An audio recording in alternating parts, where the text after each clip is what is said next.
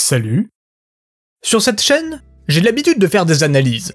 Que ce soit sur des personnages, des openings ou des endings, la structure est toujours similaire. Même si j'apporte mon point de vue, ce genre de vidéo, c'est pas vraiment là pour parler de mon avis sur les œuvres dont je parle.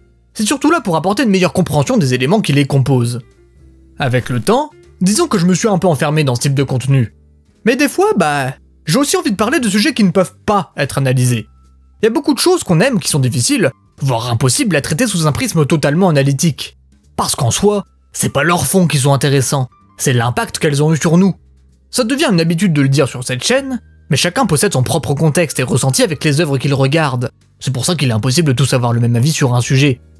Quand on fait une analyse, si on apporte des arguments derrière, il y a toujours moyen de convaincre son audience. Même si elle reste subjective et que c'est pas forcément ce que le créateur voulait dire, on peut quand même y trouver une part de vrai. Mais cette vidéo ne sera pas comme ça. Elle aura juste pour but de partager un point de vue basé sur un ressenti. L'objectif ici ne sera donc pas de vous convaincre que j'ai raison ou quoi que ce soit, parce que ce qui va être dit ne sera pas la vérité. Considérez juste que c'est un gars qui parle de quelque chose qui l'a beaucoup marqué et qui dit ce qu'il en pense aujourd'hui. Au départ, cette vidéo avait pour objectif de parler d'un opening qui m'a beaucoup marqué, l'opening 3 de One Piece. Mais je me suis rendu compte que le ressenti que j'avais avec pouvait aussi s'appliquer à beaucoup d'openings de la partie pré-ellipse de l'animé. La plupart d'entre eux n'ont pas besoin d'une analyse très approfondie. Leur message se résume souvent en une ou deux phrases.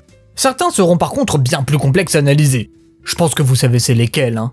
Je les analyserai un jour en vidéo, mais ça sera pas pour cette fois. Tout ce dont je voulais initialement parler avec l'opening 3, c'était d'une sensation particulière. Quelque chose que j'ai perdu au fur et à mesure que l'œuvre avançait.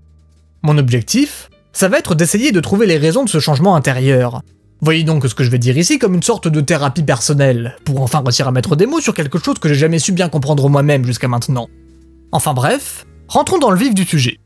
J'avais déjà brièvement mentionné dans mon analyse de l'opening d'Angel Beats de comment j'ai découvert One Piece, et pourquoi ça m'avait marqué. Mais je me suis pas du tout attardé sur les détails, c'était pas le sujet de la vidéo. Si vous l'avez vu, le début va peut-être faire un peu doublon, désolé. Mais je pense que c'est nécessaire de comprendre le contexte dans lequel j'ai découvert. Petit retour dans le temps, en 2010. À cette époque, j'étais en CM2. Ma vie se résumait à aller à l'école, jouer à la PS2 et regarder des dessins animés sur Gulli. J'en regardais pas vraiment par intérêt, mais plus par ennui. N'ayant rien d'assez distrayant à regarder dessus, je décide un jour de changer de chaîne pour voir ce qu'il y avait d'autre. J'arrive sur la 17, il est 18h, et je découvre pour la première fois One Piece. J'avoue, au départ, je comprends pas grand chose. Il y a des personnages, je sais pas d'où ils viennent, je suis en plein milieu de ce qui semble être, je sais pas trop, une exploration d'une île avec des dinosaures. L'épisode se termine, et j'ai absolument rien pigé à ce que je viens de voir. Mais là, je me rends compte d'un truc de fou. L'épisode qui arrive après, c'est la suite du précédent. Du coup, un peu curieux, je décide de le regarder. Puis je reviens le lendemain, même heure, pour continuer. Et ça, encore pendant des mois. Des fois je capte plus parce que certains personnages disparaissent, ils sont plus sur la même île. Mais même en regardant de manière totalement chaotique, j'arrive pas à décrocher. Malheureusement, la diffusion finit par s'arrêter pendant un long moment. La 6ème arrive en même temps que mon premier PC portable. J'avais acheté pour jouer à MW2 Dofus. Le gaming, c'est bien. Mais bon, à un moment, on finit par se lasser. Maintenant que j'avais une connexion internet, un nouveau monde se fera à moi. Le streaming. Restait plus qu'à savoir quoi regarder. Et c'est à ce moment-là que j'ai commencé à regarder chronologiquement One Piece. J'ai enfin compris que ce que j'avais vu auparavant était en fait dans le désordre, et qu'il y avait en réalité un fil rouge. Une véritable aventure où les différents protagonistes évoluent et font face aux dangers ensemble dans un univers fascinant. Chaque épisode que j'ai regardé était une nouvelle découverte, accompagnée de nouvelles émotions. Je comprenais pas tout, mais je m'en foutais. Je vivais l'œuvre dans l'instant présent, sans me soucier de quoi que ce soit. Plus que le regarder, je le ressentais. Quand est arrivé l'arc d'Alabasta, pour moi, c'était le pinacle de One Piece. L'antagoniste, Crocodile, c'était presque le boss final de l'œuvre dans ma tête. L'enjeu, c'était plus de se friter contre le petit leader du coin. C'était une bataille qui semblait ingagnable, contre l'un des ennemis les plus puissants de l'univers de l'œuvre. Tout l'équipage de Luffy avançait, combattait et se surpassait ensemble. Non pas pour sauver un pays, mais pour aider leurs amis avec qui ils ont voyagé. Et après ça continuait. Chaque île était un prétexte pour débuter une nouvelle aventure et nous faire découvrir de nouveaux paysages sur lesquels s'émerveiller. Au moment de l'arrivée sur la mer de Grand Line, on ressentait l'immensité et la dangerosité du monde. Ce dernier écrasait les protagonistes, et c'est pour ça que leur quotidien à l'intérieur était aussi palpitant, parce qu'ils formaient une bulle contre cet univers. Et nous, on était à l'intérieur avec eux.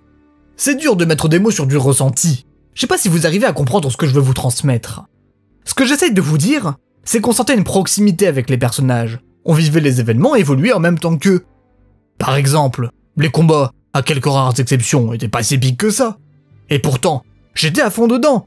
C'était pas pour l'animation ou la chorégraphie que je regardais ça passionnément. Peu importe contre qui c'était, j'étais dedans avec eux. En fait, ce sentiment que je ressentais se résume en un mot. L'immersion. J'étais plongé à l'intérieur. Je vivais One Piece. Quand est arrivé l'arc Water 7, ça a été un changement majeur dans ma vision de l'œuvre. Pour moi, c'est comme si elle était passée à ce moment-là dans une nouvelle dimension. Certes, ce que j'avais vu avant m'avait énormément marqué, mais cet arc-là, c'était la plus grosse influence que j'ai eue de ma vie. Et ouais, carrément.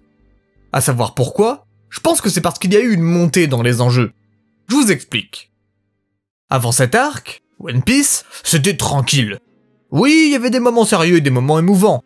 Mais les menaces, même si elles étaient bien présentes, étaient souvent ponctuées par une certaine légèreté dans la narration. Il y avait de la tension dramatique, mais pas au point de penser que par exemple, l'équipage pouvait se briser. Quand ils sont arrivés sur Water 7, cette vision va brusquement changer. Le Vogue Mary, le bateau qui les a accompagnés depuis le début de leur aventure, est sur le point de se briser sans possibilité de réparation, Usopp se rebelle à Luffy pour convergence d'opinion, et Robin quitte carrément l'équipage pour les protéger d'une immense menace. Le risque d'implosion de l'équipage ne s'est jamais fait autant ressentir.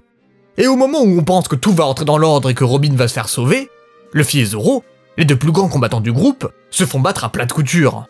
En gros, tout va mal. Cette fois, le danger auquel ils doivent faire face n'est plus un petit groupe d'ennemis, c'est la plus grande institution mondiale. C'est littéralement David contre Goliath. Et comme on l'a vu juste avant, l'équipage n'est pas du tout de taille pour lutter face à eux. Quand on s'aperçoit que tout ce qu'on pensait comme acquis ne l'était en fait pas du tout, ça nous fait sortir de notre zone de confort. Une tension qui nous était encore inconnue jusqu'à maintenant s'installe. À ce moment, j'avais peur pour les personnages. Ce sentiment de danger m'a émergé dans l'œuvre comme jamais auparavant. En plus de ce contexte absolument génial, pour sauver Robin, chaque personnage va se surpasser et faire entrer One Piece dans une nouvelle ère, celle des combats shonenesques. Le Gear Segon de Luffy, le Ashura de Zoro, le Diable Jambe de Sanji, c'était un truc de dingue pour moi. Avec ses power-up, l'intensité des combats s'est décuplée tout en n'étant pas exagérée.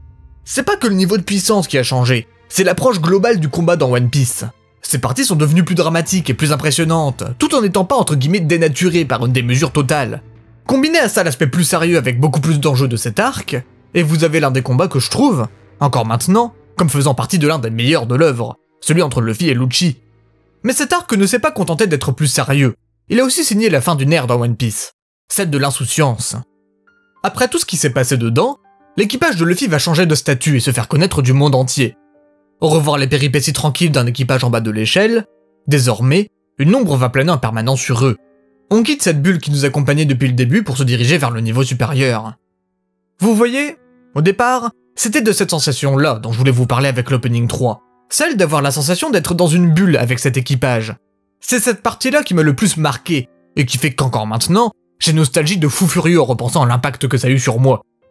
En disant les choses de cette manière, on pourrait s'attendre à ce que je dise que One Piece a changé à partir de ce moment-là. Mais non, ça continue à suivre une courbe logique de développement.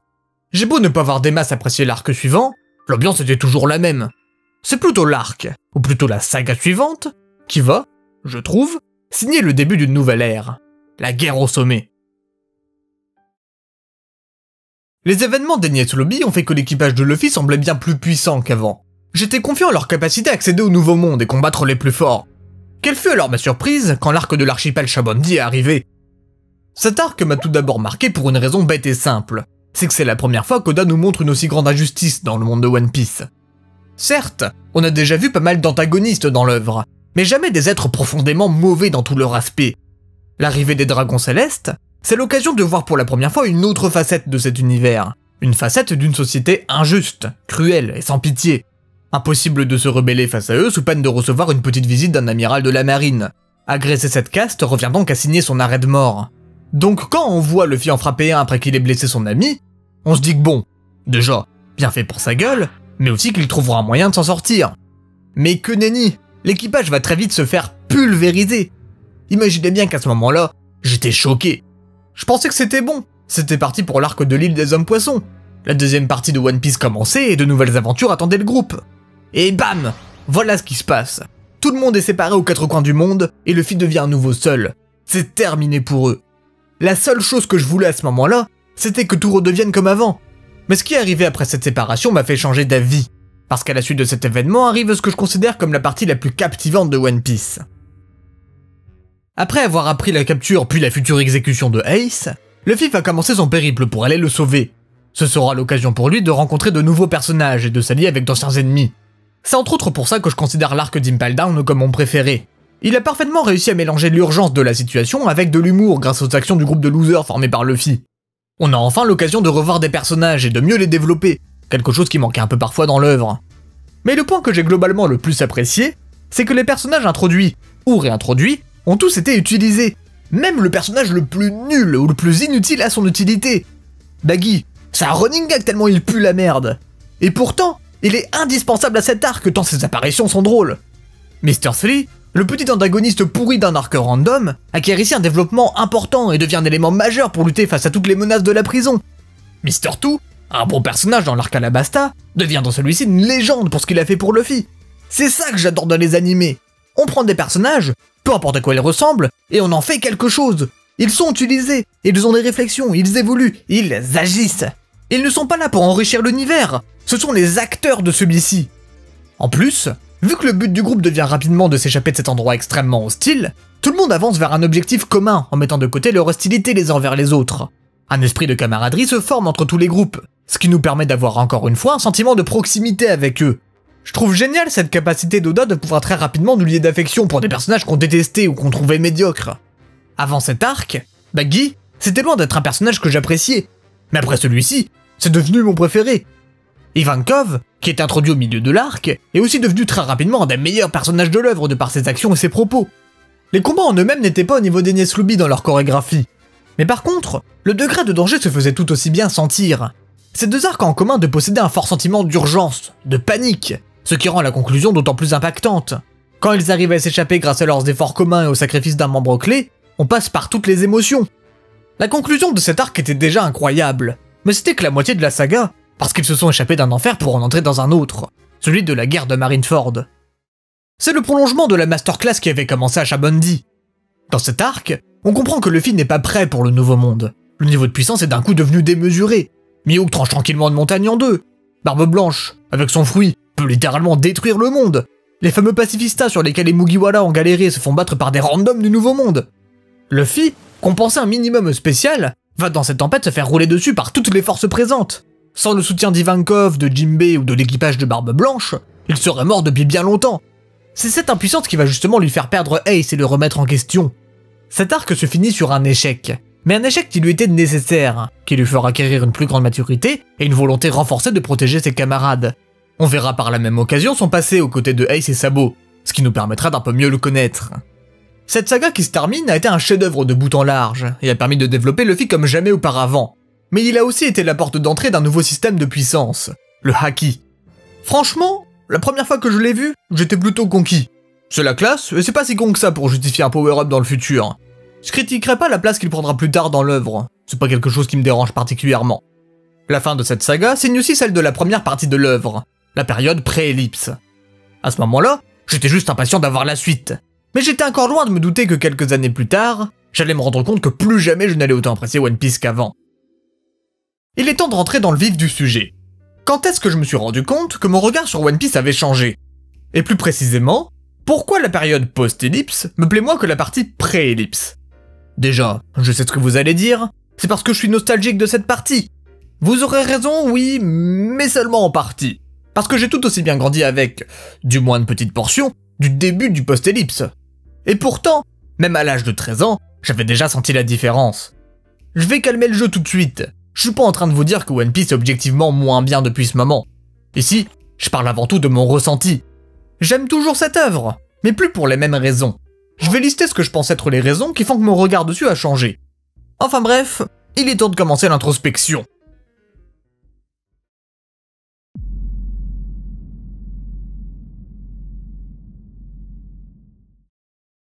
Si j'aime autant la saga Enies Lobby ou la guerre au sommet, je vous l'ai dit, c'est parce que le développement et l'attention se concentraient sur une quantité raisonnable de personnages. Même s'il y en avait déjà 3 à mon goût, ils étaient quand même utilisés et évolués d'une manière intéressante. Mais à partir de l'arc de l'île des hommes poissons, Difficile à expliquer, mais j'ai l'impression que les personnages principaux sont devenus des vitrines d'eux-mêmes. Les interactions qu'ils ont entre eux, quand il y en a, ne semblent plus être les mêmes. Elles sont plus fades, moins authentiques. Leur développement semble être passé au second plan ou même parfois régressé. Par exemple, je trouve que Usopp, c'est un gâchis monumental. C'était un personnage que j'appréciais énormément dans la période pré-ellipse. Il était celui dont on pouvait le plus s'identifier et qui possédait l'un des meilleurs développements. Au tout début du Nouveau Monde, sa réintroduction m'a fait penser qu'il allait peut-être devenir plus compétent. Mais non, il est très vite redevenu ce qu'il était auparavant. Et encore pire que ça, il a stagné, plus aucune évolution, et très peu d'utilité à part comme gag.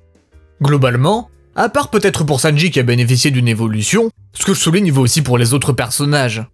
Je vais peut-être m'avancer un peu trop en disant ça, mais il y a possiblement une définition qui définit bien mon ressenti. La flanderisation. Vous voyez Ned Flanders dans Les Simpsons? Au début, c'était juste un voisin sympathique, ennuyeux et très pieux. Mais au fur et à mesure que l'œuvre avançait, son caractère religieux est devenu tellement exacerbé que c'en est devenu son seul trait de personnalité. C'est ça la flanderisation. C'est l'exagération d'un trait d'un personnage aux dépens des autres, ce qui amenuise sa complexité. Usopp avait parmi plein d'autres traits le fait d'être lâche. Mais après l'ellipse, celui-ci est devenu son principal, pendant que les autres ont été mis de côté. Autre exemple, prenons Zoro. Son principal trait de caractéristique a toujours été son acharnement et sa badassitude. C'est vrai. Mais il avait quand même des émotions. Après sa défaite contre Mihawk, à Enies Lobby avec Usopp, son sacrifice pour sauver Luffy, son duel contre Ryuma. Il était badass, oui, mais il n'était pas que ça. Après l'ellipse, c'est devenu un mec qui a toujours la même attitude et qui ne brille que par ses actions badass. Ce qui n'était qu'un trait parmi tant d'autres et ainsi devenu sa principale caractéristique. Mais je pense que ce changement était inévitable, parce que ce qu'Oda voulait raconter avec ses personnages, il l'a déjà fait. Selon moi, son but était en premier temps de former les liens de l'équipage, pour ensuite les lâcher dans le Nouveau Monde. L'histoire ne tourne plus autour d'eux, mais autour de quelque chose de plus grand. Il n'y a plus le temps de s'intéresser à leur personnalité, ils sont donc devenus des caricatures d'eux-mêmes. En plus de ne plus avoir la même dynamique qu'avant, ils ne sont plus les principaux acteurs de leur propre histoire. Voilà pourquoi je vous dis que c'est pas moins bien et que ça devrait être comme avant. C'est juste que je suis moins fan de la manière dont les personnages principaux sont maintenant utilisés. Les interactions qu'ils avaient entre eux et qui nous permettaient d'avoir un sentiment de proximité ont disparu, ce qui fait que cette impression de voir un équipage soudé qui évoluait ensemble s'est dissipée. Il s'est leur passé quelque chose que jamais j'aurais pu imaginer à l'époque. Je suis devenu indifférent vis-à-vis d'eux. Et ça, c'est terrible. Parce que pour moi, le plus important dans une histoire, c'est les relations que les personnages entretiennent entre eux. C'est les éléments privilégiés qui nous permettent de nous plonger dans un univers. En négligeant cette partie, je me suis de plus en plus détaché de ce que je regardais. Mais l'utilisation différente des personnages n'est à vrai dire pas uniquement limitée aux principaux. C'est le deuxième point que j'aimerais aborder. Je pense que si l'équipage n'a plus le temps d'être aussi développé, c'est parce qu'il y a désormais beaucoup trop de personnages. Oui, je sais ce que vous allez dire. C'était déjà le cas dans la pré-ellipse. Mais avant, c'était pas dérangeant. Pourquoi? Parce que de 1, les personnages qui devaient être utilisés ont continué à l'être, et de 2, qu'une bonne partie d'entre eux ont été introduits progressivement. Les Shichibukai, les amiraux de la marine, les pirates de Barbe Blanche ou encore Barbe Noire nous étaient pas inconnus quand l'arc Marineford est arrivé. Il y avait pas mal de persos en plus, oui, mais c'était normal et même la bienvenue quand on savait dans quel contexte ils étaient introduits. Après tout, on fait pas une guerre à 10. Bon, du coup, c'est quoi qui me dérange exactement? Encore une fois, difficile de répondre, mais je pense que ça commence par un problème d'équilibrage. Qu'est-ce que je veux dire par là? Je vois un peu le cast de One Piece comme un gâteau. Chaque personnage possède dans un arc sa part. Qu'elle soit impactante ou non, elle est en tout cas présente. Faut par contre qu'elle possède assez de temps d'apparition pour qu'elle soit utile. Dans la pré-ellipse, les personnages principaux et secondaires avaient une part de temps assez importante pour qu'ils soient un minimum utilisables. Il y avait un équilibre dans la narration. Le problème, c'est qu'avec la post-ellipse, l'arrivée d'un trop gros nombre de personnages a fait que la part du gâteau s'est de plus en plus divisée, alors qu'il était toujours de la même taille. La division était si grande que même s'il y a énormément de personnages, aucun n'a vraiment le temps d'être assez développé pour être marquant. Et de par la taille qu'elle prend dans le gâteau, elle a aussi pris une bonne partie des parts de ceux de l'équipage, mais sans arriver à le remplacer par quelque chose de meilleur. Le gâteau 3 chocolats est donc devenu un gâteau bizarre, qui est très riche, mais sans aucune saveur. Il n'y a plus rien qui se démarque. En gros, ils prennent de la place au point de briser la dynamique que j'appréciais tellement des personnages principaux, mais sans ajouter quelque chose de nouveau. Il y a une perte, mais pas d'ajout. Voilà pourquoi j'ai été déçu par toutes les occasions non utilisées laissées par Oda dans les différents arcs. Je me disais que Zoro allait briller à Wano Kuni, que ça allait être un arc où il allait évoluer. Sauf qu'avec la soixantaine de personnages qu'il y avait dedans, c'était impossible de lui consacrer trop de temps. Résultat, il a une nouvelle épée, mais rien niveau développement, alors qu'il y avait des perches tendues partout. Dans l'arc Egghead, Franky, qui est littéralement passé 2 ans sur l'île natale de Vegapunk et qui a créé son corps à partir de ses recherches. Quand il le rencontre, il se passe quoi? Rien du tout. Pourquoi? Parce qu'Oda A, entre autres, introduit 6 autres versions du même personnage, et a donc dû fragmenter leur temps d'apparition. Et même si j'espère de tout mon cœur à l'heure où j'écris ces lignes que ça va pas se passer comme ça, vu comment ça s'est passé pour les autres personnages depuis l'ellipse, le développement d'Usopp sur Elbaf, maintenant, j'ai des doutes Peut-être que ça fait 25 ans qu'on attend pour rien. Mais le problème d'équilibrage n'est pas mon seul problème. Le fait qu'il y ait trop de personnages peu utilisés dans la post-ellipse, ça, tout le monde le sait. Mais c'est pas qu'à cause de ça que je trouve leur utilisation moins intéressante. Une des plus grandes différences, pour moi, c'est que l'impact émotionnel des personnages de la post-ellipse a fortement baissé. Mais pourquoi? Déjà, dans la pré-ellipse, les alliés présents dans les arcs avaient des rôles clés dans l'intrigue. À Alabasta, Vivi n'était pas la princesse à sauver d'une méchante organisation. Elle a infiltré le Baroque Works, combattu afin de sauver les Mugiwara quand ils ont été emprisonnés par Crocodile, tenté de stopper l'explosion d'une bombe menaçant la population. À Water 7, la Galelle, la compagnie et la Frankie Family ont activement participé au combat Agnès Lobby, en combattant les forces présentes, en ouvrant les portes menant à Robin et Frankie, ou encore en planifiant la manière dont il fallait rentrer à l'intérieur de l'île.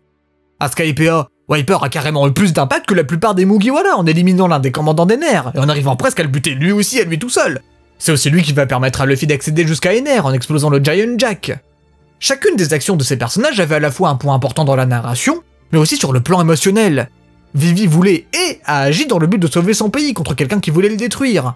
Wiper a une énorme rancune contre Ener, qui a privé les membres de sa tribu de leur terre natale, et qui les a terrorisés pendant de longues années.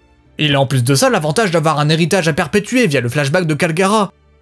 Mais dans la post-ellipse, je trouve que les alliés n'ont plus un rôle ni aussi décisif, ni aussi impactant qu'avant. À Dressrosa, Rebecca a un flashback émouvant, mais elle n'agit pas dessus. Sa principale fonction va être d'attendre que Kiros et Luffy règlent ses problèmes. À Wano Kuni, le problème des fauves rouges ne tient pas à leur absence d'action, parce qu'ils ont fait pas mal de trucs comme battre Jack ou Perospero, mais à leur manque de résonance narrative. Qu'est-ce que je veux dire par là? Déjà, la haine qu'ils ont pour Kaido est très abstraite. Aucun d'entre eux n'a véritablement interagi avec lui avant la bataille. Ils combattent juste par procuration pour la mémoire d'Oden. Il n'est pas un ennemi personnel, il est un symbole. D'ailleurs, Kaido, il connaît même pas leur nom, Et vu qu'il y a aussi un autre antagoniste en la personne d'Orochi, cette haine pour Kaido qui n'était déjà pas bien exploitée est diluée avec celle pour lui. Leur raison d'agir est trop collective, trop symbolique. Résultat, on compatit beaucoup moins avec eux et les combats perdent leur intensité.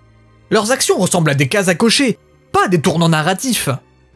Justement, j'en ai parlé juste avant, les combats de Inuarashi contre Jack et Nekomamushi contre Pelospelo illustrent parfaitement ce que je veux dire.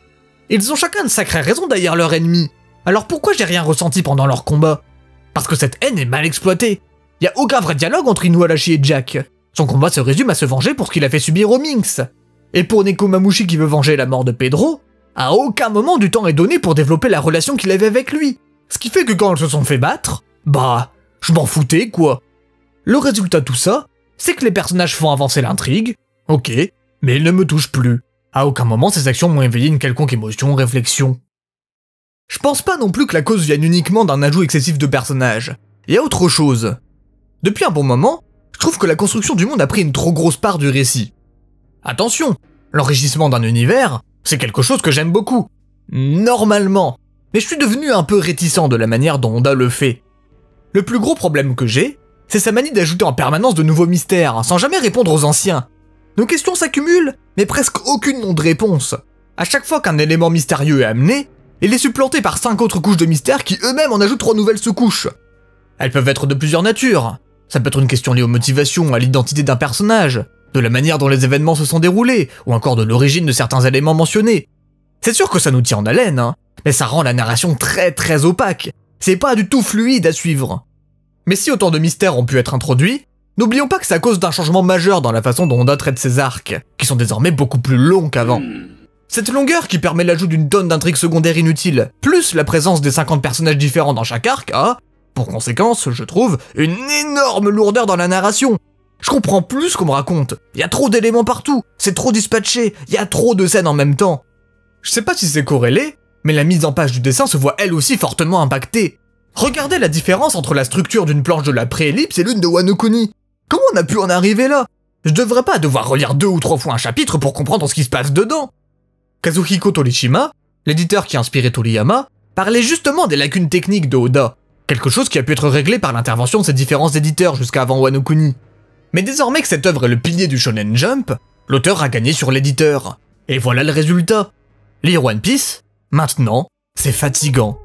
À cause d'une multitude d'éléments, j'arrive plus autant à savourer le moment présent. Je vis plus le truc, je fais plus que le regarder d'un regard extérieur. Avec sa nouvelle manière de raconter ses histoires, j'ai à peine le temps d'apprendre à apprécier ce qu'on est en train de me montrer qu'on est déjà passé à autre chose. J'ai jamais la possibilité de savourer ce qu'il veut me raconter, parce qu'avec la multitude d'éléments mentionnés, tout reste à la surface. En résumé, ce que je veux dire, c'est que le contenu de son histoire a pris le pas sur l'émotion et la manière de la raconter. Maintenant, je suis d'accord pour dire qu'en art de la construction, Oda est très fort. Sauf que quand il daigne enfin nous donner une réponse, en fait, je trouve pas ça si dingue. Au point je me suis rendu compte que l'intérêt des mystères ne se trouvait pas dans leurs conclusions, mais dans les questions que je me posais autour. Il n'arrive plus à me donner ce sentiment d'avoir assouvi ma curiosité. On me crée tellement d'attentes sur quelque chose que ça finit très souvent par me décevoir. Mais c'est peut-être aussi ma faute d'y prêter autant d'importance, hein. À moins que ce soit parce que les réponses sont mal amenées. Après tout, des mystères, il y en avait déjà avant l'ellipse. Alors pourquoi ça me dérangeait moins que maintenant? Ça me fait arriver sur ce que je pense être l'une des plus grosses différences entre les deux parties, la façon dont expliquer l'univers. Je dirais même que ça pourrait s'étendre à une plus grosse sous-partie qui est la perte du côté aventure / exploration de l'œuvre. Bon, pourquoi je trouve que la construction du monde était plus passionnante et intrigante avant? Ce que j'ai adoré dans la période pré-ellipse, c'est qu'Oda a su nous dépeindre l'histoire de son monde sans nous l'expliquer ouvertement. Ce qu'on apprenait était mérité, parce que souvent expliqué dans un contexte plus grand. Par exemple, quand on allait sur les îles Célestes, on était émerveillé par les paysages, mais aussi et surtout par l'histoire qu'il y a derrière un bout de terre qui n'a aucune raison d'être là. On commence à nous introduire le contexte grâce au récit de Norland le Menteur. Un flashback nous explique ensuite ce qui s'est vraiment passé avec l'histoire de la Cité d'Or de Shandora, la tragédie qui s'y est déroulée. Les personnages présents, même s'ils ne sont pas conscients de tout le contexte, vivent au milieu de cet héritage passé, et sont des acteurs qui contribuent à ce récit en y ajoutant une conclusion. Il y a un voile de mystère, une légende et des messages impactants dedans. Et pourtant, c'est pas un personnage qui nous a expliqué son histoire, on l'a vécu directement pendant l'arc. Et ce qui est beau, c'est que j'avais l'impression que tout ça n'était qu'un fragment de la mythologie de l'œuvre. J'adorais la richesse apparente de celle-ci par la façon dont nous l'a montrée. Sans même passer par une explication d'auteur, on nous l'a dépeigné pendant le voyage. En montrant l'univers de cette manière, tout respirait l'aventure, l'émerveillement. J'avais cette sensation d'être plongé à l'intérieur. J'avais pas besoin d'avoir un regard extérieur sur ce qu'on voulait m'expliquer. Ce que je devais apprendre, je l'ai appris en étant dedans. Quelque chose que je trouve plus du tout dans le One Piece actuel. Mais je pense que c'est le point qui est le plus sujet à débat, dans le sens où je suis conscient que cette sensation était décuplée par le fait que je l'ai regardé en étant enfant. Même si ça n'exclut pas mes propos, c'est sûr qu'une personne ayant découvert l'œuvre à l'âge adulte ne captera peut-être pas l'importance qu'avait cette sensation pour moi. L'émerveillement que m'a procuré à l'époque One Piece a été permis par mon âge. C'est pourquoi il est désormais impossible pour moi de le regarder de la même façon qu'avant. Mais je suis sûr que si j'avais découvert ce qu'est l'œuvre actuellement en étant enfant, j'aurais probablement eu le même sentiment de perte en arrivant dans la post-ellipse. Parce que c'est un fait, il n'y a plus la même ambiance et la même façon de raconter les choses. En parlant d'ambiance, il est temps de parler d'un point que je vais encore avoir du mal à expliquer. Le manque de tension du post-ellipse. C'est étrange à dire, parce qu'à bien y regarder, je pense que tout le monde sera d'accord pour dire que la partie dans le Nouveau Monde est plus sérieuse que celle sur Grand Line. La première chose que je me suis dit, c'est que c'était lié au rythme beaucoup plus lent des arcs de la post-ellipse. À force d'ajout d'intrigues multiples, plus du développement plus lent, la tension narrative des arcs a eu tendance à se diluer. Mais ça doit être que l'une des raisons. Ça me paraîtrait bizarre que ça soit qu'à cause de ça. Je pense que le meilleur moyen d'essayer de l'expliquer, c'est tout simplement en faisant un comparatif entre le ressenti que j'ai eu sur un arc pré-ellipse et un post-ellipse. Vu que la structure est similaire entre les deux, je vais prendre l'arc Alabasta pour la pré-ellipse et l'arc Wano Kuni pour la post-ellipse. Bon, déjà, je vais vous expliquer pourquoi c'est similaire pour pas que vous me tombiez dessus dans les commentaires. Pour faire court, dans ces deux arcs, l'équipage des Mugiwara n'est pas l'acteur principal du contexte. Alabasta, il combat le Baroque Works pour Vivi, tandis qu'à Wano Kuni, il combat Kaido pour les Fourreaux Rouges et Momonosuke. Il est là en support d'une cause qui n'était au départ pas la leur. Je vais pas faire plus long, c'était juste pour vous souligner que je compare pas Marineford à Punk Hazard là. J'essaye de faire en sorte que le contexte soit un minimum équitable. La première chose qui me vient en tête tout de suite maintenant, c'est ce que j'ai dit juste avant quand je parlais du trop grand nombre de personnages qui diluaient la tension narrative. Dans la saga Alabasta, le personnage de Vivi a bénéficié de beaucoup de temps pour être développé et utilisé, ce qui fait que quand elle était triste, on compatissait pour elle. Je repense à ce moment quand elle trouve la bombe à retardement qui va anéantir la ville, et qu'elle se rend compte qu'il lui est impossible de la déplacer. On la voit crier de toutes ses forces pour que les rebelles et l'armée arrêtent de se battre. Cette scène est un peu pitoyable, dans le bon sens du terme, et véhicule bien son désespoir face à la situation. À ce moment, il y a une tension narrative, parce qu'en plus de ce sentiment d'impuissance et de détresse du personnage face au danger encouru, les aventures qu'on a suivies avec ont fait qu'on a appris à compatir avec Vivi. On a une proximité avec elle. Le sacrifice de Pell, même si on apprendra plus tard qu'il n'est pas vraiment mort, pourquoi d'ailleurs, est marquant de par le fait qu'on l'a vu dans ses flashbacks, et qu'il a déjà montré à plusieurs reprises qu'il était un personnage loyal et attachant. Même si on ne sait pas grand chose de lui, son lien avec la princesse a renforcé notre appréciation à son égard, ce qui fait que son action porte un point important. Maintenant, allons sur Wano Kuni. On va prendre un contexte similaire, une catastrophe à retardement, le Kazenbo. Pour rappeler le contexte, il a pour mission de se diriger vers l'entrepôt de poudre pour faire exploser Onigashima, là où tout le monde se trouve actuellement. Donc oui, niveau catastrophe, c'est au même niveau que la bombe géante à Alabasta. On sait qu'il est dangereux, sauf qu'il va pas être un élément narratif sur 1 ou 2 épisodes, non, mais sur une dizaine, voire plus, je sais pas, j'ai pas compté. C'est le premier point que j'aime pas dans la post-ellipse. L'intrigue liée à cet élément est tellement étirée qu'on en oublie parfois son existence entre 2 chapitres. Pour véhiculer un sentiment de tension, c'est totalement raté. Deuxième point, c'est que son intérêt dans la narration est inexistant. C'est juste un prétexte pour que Yamato soit occupé à le stopper. À aucun moment on est inquiété par cette menace, parce qu'il manque le poids émotionnel normalement véhiculé par les personnages concernés. Et je vous dis pas que c'est parce qu'on sait que tout le monde va s'en sortir qu'il n'y a pas de tension, Parce qu'au fond de nous, même à Alabasta, on savait que ça allait être le cas. Nous on sentait qu'ils étaient en danger, qu'il y avait une urgence, et que les personnages étaient impactés par cet événement. Ce qui n'est pas le cas avec le Kazenbo, qui est un danger totalement superficiel. Si ce sentiment de tension n'est pas bien convoyé, on s'en fout de savoir comment ils vont s'en sortir, parce qu'on n'est déjà pas impliqué dedans de base. Avec cet exemple, j'ai déjà trouvé 2 raisons au manque de tension du post-ellipse. La première, c'est bien ce que je pensais, c'est à cause du rythme beaucoup plus lent à segmenter. C'est indéniablement un facteur important dans notre manière de percevoir le danger d'une situation. La deuxième raison, c'est un manque d'implication émotionnelle dû à des personnages qu'on n'a pas eu assez le temps d'apprendre à apprécier pour partager leur peine. Allez, on continue la comparaison. Prenons maintenant les antagonistes. Crocodile d'un côté et Kaido de l'autre. On peut déjà être d'accord sur une chose, c'est que Kaido est largement plus puissant et dangereux que Crocodile. Alors pourquoi je trouve que ce dernier amène dans son arc bien plus de tension que lui? J'ai plusieurs théories à ce sujet. Déjà, il y a une question de personnalité. Crocodile est intelligent, rusé et possède des objectifs et des motivations claires, qui ne nous ont laissé aucun doute sur les raisons de ses actions. Il veut renverser un pays pour trouver une arme antique. Voilà. Aucune importance narrative n'a été accordée à son histoire, et il n'y en avait pas besoin. Alors que Kaido, lui, a une longue liste d'intrigues qui ferait penser qu'il possède des motivations profondes d'agir comme il le fait. Un petit échantillon. Pourquoi était-il obsédé à l'idée de mourir? Pourquoi voulait-il devenir Joy Boy? Pourquoi disait-il à Yamato qu'elle avait un rôle à jouer en tant qu'Oni? Qu'est-ce qu'un Oni? Pourquoi sont-ils importants? Ou alors pourquoi était-il aussi spécifiquement intéressé par Wano Kuni?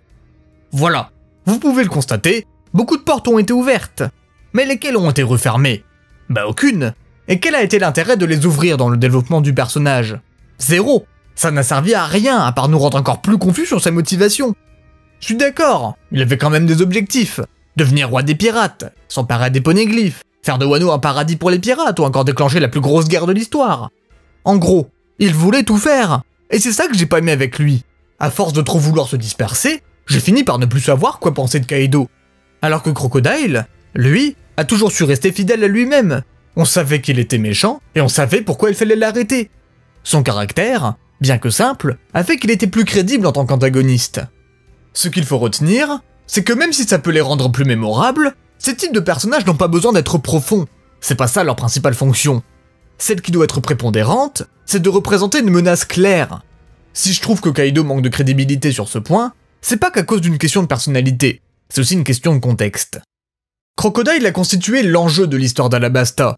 Depuis l'arrivée sur Grand Line, il est présenté comme l'homme qui travaille en coulisses et qui est à l'origine d'une conspiration plus d'un complot pour s'emparer d'une des armes antiques. Le plan initial des Mugiwara était de l'arrêter avant même que la guerre civile ne commence.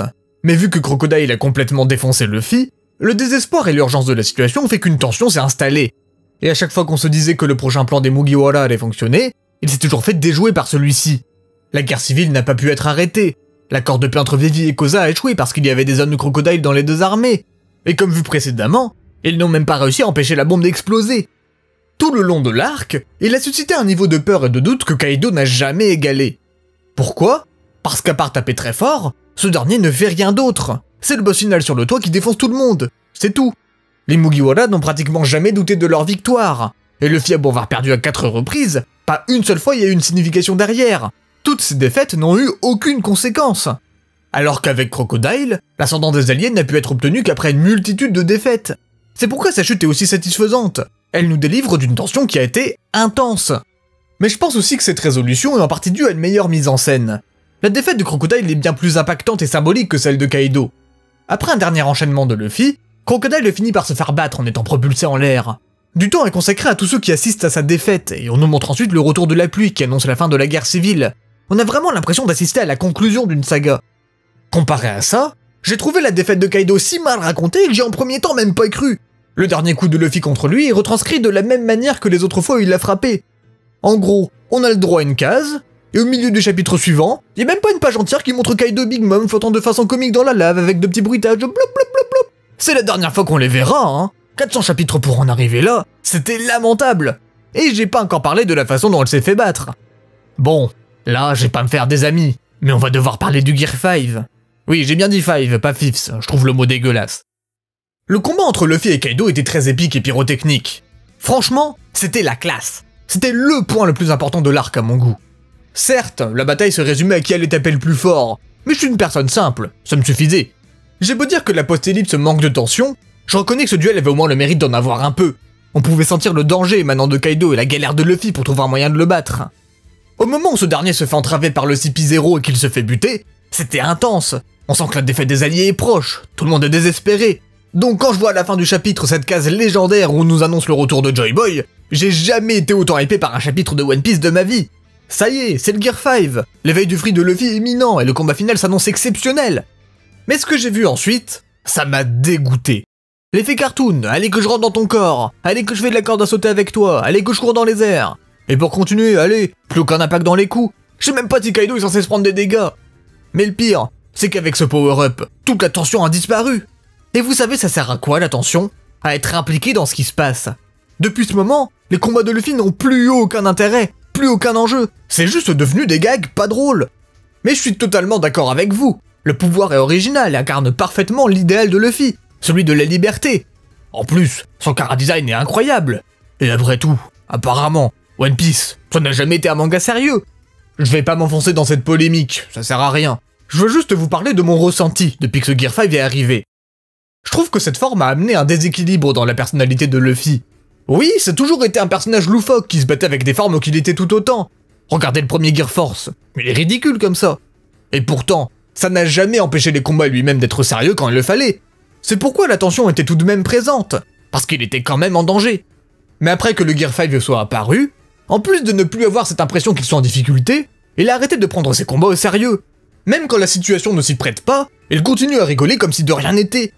Vous vous rendez compte qu'il s'était engagé à protéger Vegapunk et que ce dernier s'est quand même fait buter. Implication de Luffy? On bat les couilles. Il se marre, il rigole, tout va bien. Vous vous souvenez de la fin de Marineford quand il s'était juré de ne plus perdre quelqu'un qu'il voulait protéger? Allez hop, à la déchiqueteuse, plus rien à battre, on se bat en faisant des gags. Il est où le Luffy qui avait des interactions avec son entourage? Comme je vous l'ai dit, avec le Gear 5, c'est pas que sa manière de combattre qui a changé, c'est sa personnalité. Et c'est elle qui est selon moi à l'origine de ce manque de tension. Après, même si c'est pas mon cas, je comprends tout à fait que vous aimiez le délire et je critique personne là-dessus. C'est juste que pour ma part, les combats de Luffy contre les boss, comme contre Doflamingo ou Katakuri, étaient les parties que j'arrivais encore à apprécier dans la post-ellipse. Maintenant que ça a disparu, je peux plus ne compter que sur d'autres personnages que lui pour sentir un semblant de tension. Je trouve ça dommage, quoi.